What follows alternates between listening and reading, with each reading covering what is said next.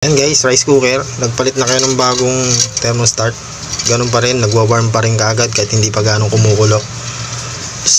Ang gawin nyo guys, yan, bunutin nyo to. Itong spring na to, bawasan nyo to. Mag-cut kayo ng konti, kahit kalahati, pwede. Gaya ng ginawa ko yan.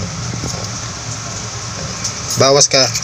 Sigurado yan guys na magiging matino na yung rice cooker ninyo. Hindi na siya basta-basta magwa-warm. Kung re-repair kayo ng ganito, ang gawin nyo is kalasin nyo na lang dito. Yan, huwag nyo nang tanggalin to. Pinaka pares na ito, yun ang kalasin to. Yan, para hindi maraming masyadong trabaho. Yan, ganyan lang guys.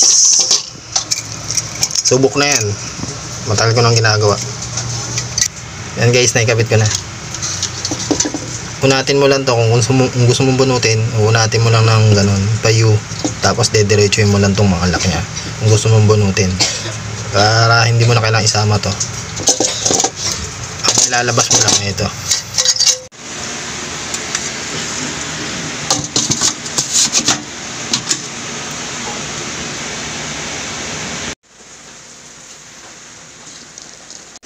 Ayan, nag-warm na.